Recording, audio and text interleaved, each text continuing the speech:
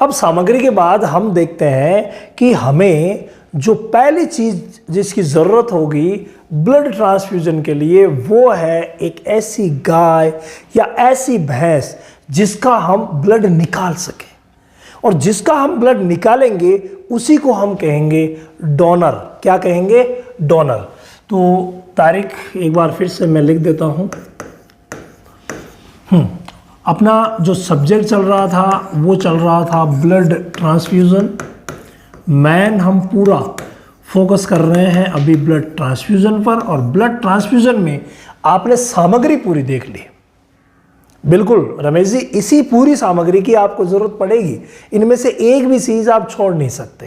लेकिन अब हम बात करते हैं सामग्री के बाद कि आपको पहली जो चाहिए वो किसी गाय से, भाई जब भी हम कहीं पर गए और वहां पर हमने देखा कि हाँ यार इसको तो कमी है, ब्लड कम है, आपने चाहे जांच करवाई या जो तरीके मैंने अभी बताए हैं उनमें से आपने कोई सा भी तरीका इस्तेमाल करके देख लिया कि हाँ इसको ब्लड की ज़रूरत है, तो ब्लड की ज़रूरत तो है, वो यानी रिसिपिएंट की आपने पहचान कर ली, लेकिन भाई आप डोनर तो लाइए। कोई ऐसी गाय भैंस तो होनी चाहिए जिसका ब्लड आप निकाल सकें और चढ़ा सके। तो पहली चीज़ जिसकी ज़रूरत पड़ेगी वो है डोनर, यानी हमें एक डोनर की ज़रूरत पड़ेगी। अब भाई अगर गाय है या भैंस है, दो में ही हम कर रहे हैं, तो डोनर आपको ज़रूरत किसकी है? डोनर काऊ की, डोनर बफेलो की। तो ये हमारी जो तलाश है ये इंपॉर्टेंट है।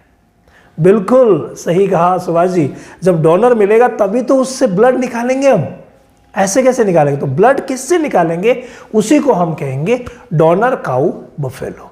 अब उसमें क्या क्या विशेषता होनी चाहिए, कैसे हम उसका चयन करेंगे, ये पूरी बातें हम देख लेते हैं। देखो, नंबर 1 जो बात है वो है सारी चीज़ें चलिए एक एक करके ले लेते हैं। नंबर 1 बात यह है कि अगर आप गाय को ब्लड चढ़ा रहे हैं तो आप गाय का ही चयन कीजिए, और अगर आप भैंस को ब्लड चढ़ा रहे हैं तो भैंस का ही चयन कीजिए। ऐसा कभी मत कीजिएगा कि गाय का भैंस के चढ़ा दें या भैंस का गाय के। एक्चुअली क्या होता है, एंटीबॉडीज और जो एंटीजन होते हैं जिनके बारे में मैंने आपको बताया उनमें फर्क आ सकता है, और फर्क होंगे तो एंटीबॉडी एंटीजन में फंसेगी और ब्लड जो है उसका सर्कुलेशन रुक जाएगा। नतीजा आप सभी को पता है। तो ये बहुत ज़्यादा ज़रूरी चीज़ है कि आप गाय के लिए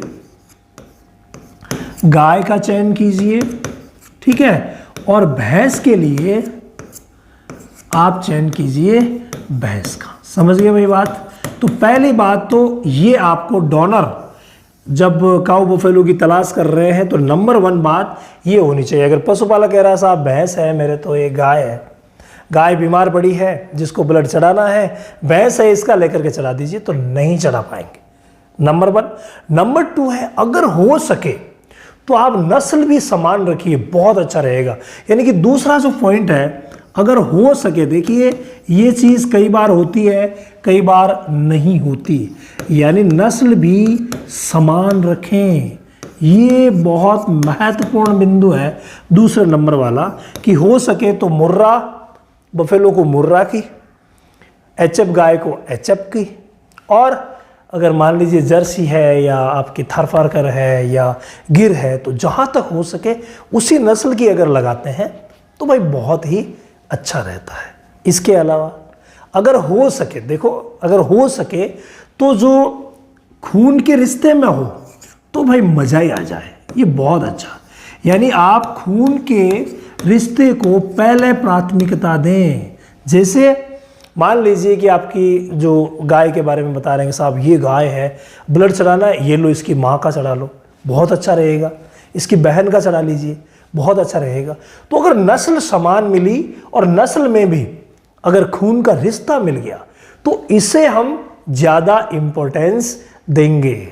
बिल्कुल विकास जी, आप बिल्कुल चला सकते हैं। बहन भाई, हाँ ये बहुत अच्छा पॉइंट आपने उठाया कि बहन को भाई का, भाई को बहन का तो चढ़ा तो सकते हैं, लेकिन भाई कुछ हार्मोनल चेंजेस इनमें होते हैं ब्लड में, तो थोड़ा सा ध्यान रख के जहाँ तक हो सके आप कोशिश करें, जहाँ तक हो सके। देखिए चौथा पॉइंट मैं आपकी डिमांड पे लिख रहा हूँ कि जहाँ तक हो सके आप प्रयास करें कि मेल को मेल का ही चढ़ाएं और फीमेल को फीमेल का ही चढ़ाए, ये बहुत अच्छा रहेगा।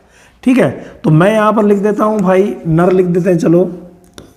यानी नर को आप कोशिश करें, देखो ये प्रयास है, नर को नर का चढ़ाए और मादा को मादा का चढ़ाए।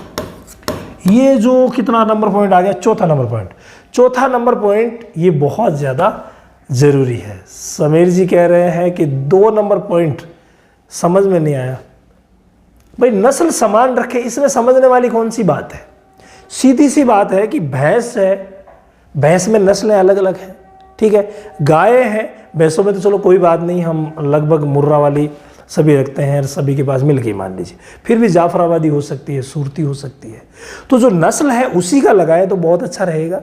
और दूसरा मेन तो गायों में है, देसी हमारी गाय है, या मान लीजिए गिर है, अपने लोकल ब्रीड के अलावा गिर है, तो गिर को गिर में चढ़ाइए, लोकल को लोकल से लोकल का ही चढ़ाइए, या फिर थारपारकर है तो थारपारकर को थारपारकर का चढ़ाइए, जहाँ तक हो सके। वैसे तो गाय का गाय में चढ़ा सकते हैं, लेकिन जहाँ तक हो सके ये बहुत अच्छा रहता है।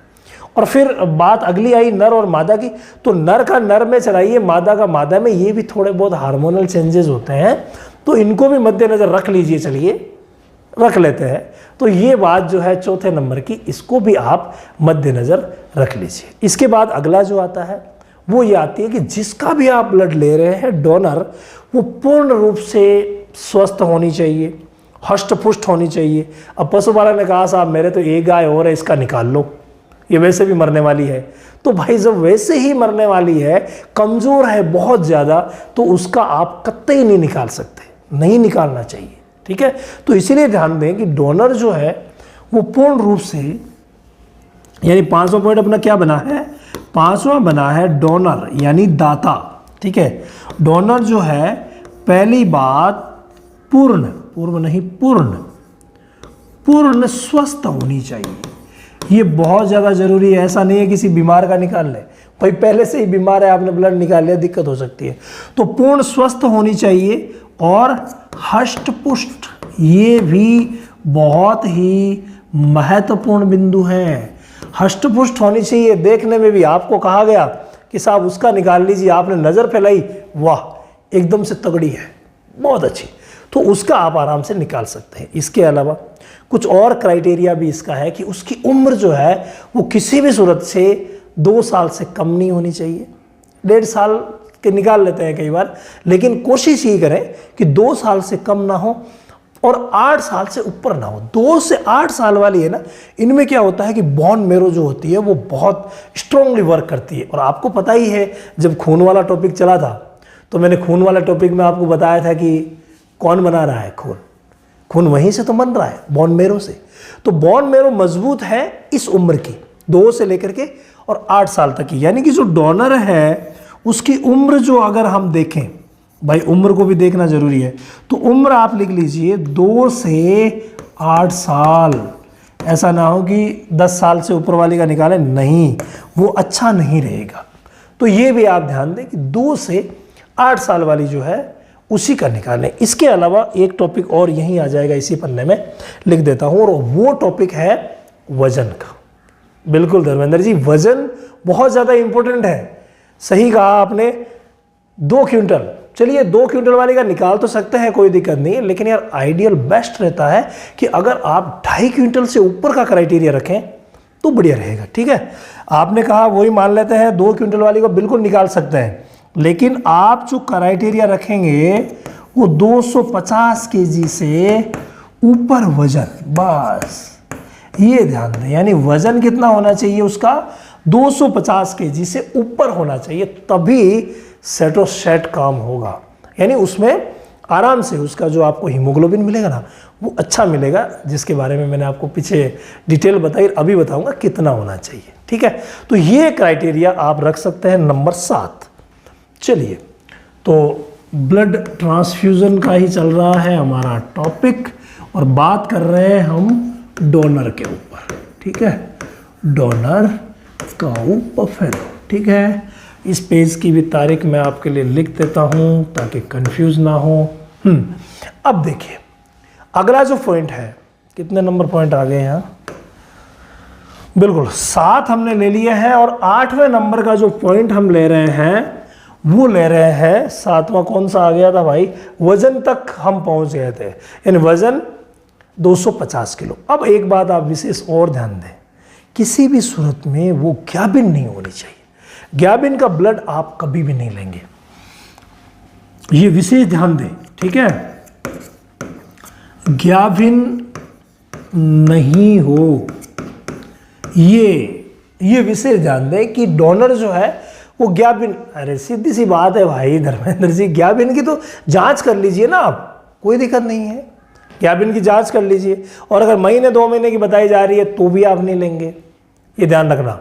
ग्याबिन अगर हो रखी है तो उसका आप ना ही लें तो बहुत ही अच्छा रहेगा। बिल्कुल बिल्कुल पुनीत जी, यही आपने कहा था ग्याबिन का, तो बिल्कुल सही कहा, ग्याबिन की आपको नहीं लेनी। इसके बाद अगला जो है 9वां पॉइंट, वो भी इसी से रिलेटेड है, और वो है मिल्किंग काउज, यानी भाई दूध देने वाली को भी। अब यहां पर क्या होता है, दूध देने वाली को भी जहां तक हो सके टालें, जरूरी नहीं है उसको आप छोड़ें, जहां तक हो सके टालें, क्योंकि दूध भाई कम हो सकता है, हीमोग्लोबिन का लेवल गिरेगा। तो आपको पता है अगर भैंस को हम एक टाइम दाना मिश्रण देने में ही इधर उधर चूक कर देते हैं तो भाई दिक्कत हो जाती है।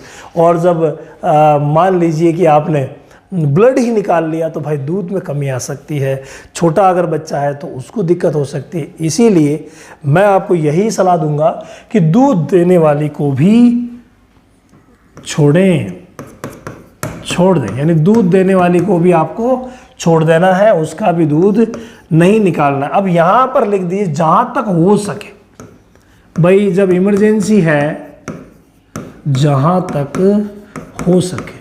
मान लीजिए कि इमरजेंसी आ गई, परेशानी आ गई और पशुपालक के पास दूसरा कोई विकल्प नहीं है, तो वो कहेगा साहब ये दूध तो दे रही है लेकिन इसी का निकाल लो, तो एक बात अलग है। लेकिन जहाँ तक हो सके, इसीलिए मैंने आपको ये वर्ड लिख के दिया है कि जहाँ तक हो सके, ठीक है, जहाँ तक हो सके आप प्रयास करें, जहाँ तक हो सके, ठीक है, प्रयास करें। भाई ये प्रयास ही है कि जहाँ तक हो सके दूध देने वाली का नहीं निकाले। दूध देने वाली में परेशानियां रहती है, बिल्कुल सही कहा आपने, दूध देने वाली तो भाई कमज़ोर हो जाएगी तो परेशानियां तो रहेगी। इसके अलावा कुछ एक क्राइटेरियाज और है, जिसमें से एक प्रमुख लिख लीजिए कि जिसका भी आप ब्लड ले रहे हैं पिछले 6 महीने में उसको कोई भी बीमारी नहीं होनी चाहिए। भाई मैंने यहां पर कहा स्वस्थ होनी चाहिए, पॉइंट नंबर ये देखिए कहां गया, पूर्ण रूप से स्वस्थ होनी चाहिए, ये बात तो सही है, लेकिन कोई भी बीमारी नहीं होनी चाहिए पिछले 6 महीनों में। और कौन सी, प्रोटोजोअन डिजीज, ये सबसे बड़ा मैटर है कि पिछले 6 महीने में उसको प्रोटोजोअन डिजीज यानी कि जो खून के परजीवी होते हैं, आपने सर्रा के बारे में पढ़ा है ना, बिल्कुल, बबेसिया, हाँ थाइलेरिया, बहुत बढ़िया राकेश जी, यही है जो आपको ध्यान देना है। यानी आपको पूछ लेना है कि भाई इसको कोई बीमारी तो नहीं हुई। कैसा आप महीने भर पहले बीमार हुई थी, क्या हुआ था कि इसको सर्रा हो गया था। अरे भाई जब महीने भर पहले सर्रा हो गया, 2 महीने पहले सर्रा हो गया, तो फिर आप उसका ब्लड नहीं ले सकते, ये विशेष ध्यान देना। तो मैंने जो क्राइटेरिया बनाया है 6 माह का है, तो इसमें लिख दीजिए 6 महीने ले लीजिए आप, तो बस लिख लीजिए। तो 6 माह पहले तक प्रोटोजोआ, देखो मैं इसका नाम आपको इंग्लिश में लिख देता हूँ, चलिए, प्रोटोजोआ जनित रोग यानी जिन्हें कहते हैं प्रोटोजोअन डिजीज। तो प्रोटोजोआ जनित रोग नहीं होना चाहिए, ये बहुत ज़्यादा जरूरी बिंदु है, नहीं होना चाहिए। कितना टाइम, 6 महीने पहले तक, इसको आप बिल्कुल गांठ बांध लीजिए। उसका ब्लड आप कतई नहीं ले सकते जिसको 6 महीने पहले प्रोटोजोअन डिजीज हुई थी। ये हो गया। अब ये बातें तो चलो पशुपालक भी जान लेंगे, इतनी सारी बातें तो सभी जान लेंगे। अब कुछ बातें ऐसी करते हैं, गूढ़ की तरफ चलते हैं। हाँ बिल्कुल, तो आपके जो पहचान की बात है, आपने सही कहा। हाँ क्या ध्रुव जी, आपने बिल्कुल सही कहा, हीमोग्लोबिन, यानी हम हीमोग्लोबिन वहां पर चेक करेंगे। अगर आप सीबीसी करवाते हैं, जो रिपोर्ट में आपने देखा था सीबीसी के सारे घटक और उन्हीं में से हमारा जो प्रमुख घटक है, जो पहले हमारी नज़र पड़ती है ऊपर ऊपर, 12 से 14, बिल्कुल सही मात्रा बताई है आपने मनीष जी। तो उसी को मैं ले रहा हूँ, तो 12 से 14, तो आप प्रयास करें कि 14 ग्राम प्रति डेसीलीटर उसकी मात्रा हो तो बहुत ही अच्छा रहेगा। तो हम क्या करते हैं, HB, उसको क्या लिखते हैं, हीमोग्लोबिन को आपको बताइए HB, और HB कितना होना चाहिए उसका, अगर ये मिल जाए 14 ग्राम, और ग्राम किस में, डेसीलीटर में, ये आपको पता ही है। तो 14 ग्राम प्रति डेसीलीटर यानी HB कितना होना चाहिए, 14। तो अब तो बहुत ही अच्छा है, लेकिन मिनिमम भाई 14 वाली मान लीजिए नहीं भी मिली तो मिनिमम 12 तो होना जरूरी ही है। अगर 12 से नीचे है किसी भी सूरत में उसका ब्लड आप नहीं ले सकते। प्रयास तो ये करें कि 14 से ऊपर वाली का ही ले। आपने CBC करवाया, पता चल गया, तो फिर 14 से ऊपर का ही आप लीजिए, कम का आप नहीं ले सकते। Is that clear? इसके बाद एक बिंदु और देख लेते हैं, और वो है PCV का। ये बहुत ज़्यादा ज़रूरी ये भी है, PCV आपको पता ही है, PCV। तो इसको भी आप नोट कर लीजिए तो बहुत ही अच्छा रहेगा। और PCV कितनी रखनी है आपको, 40%। तो PCV क्या होती है, पॉकेट सेल वैल्यू, है ना, या पॉकेट सेल वॉल्यूम जो है वो।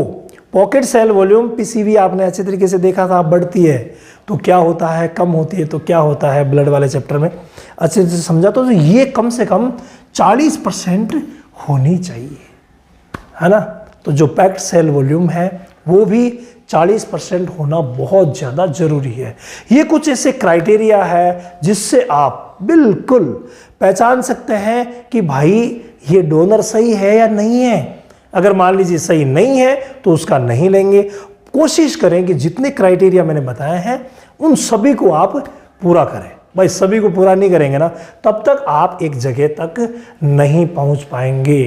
तो डोनर सिलेक्शन पहले हमने देख लिया था किन किन चीज़ों की ज़रूरत है, उसके बाद हमने रिसिपिएंट का सिलेक्शन किया था, अब हमने डोनर सिलेक्शन कर दिया है।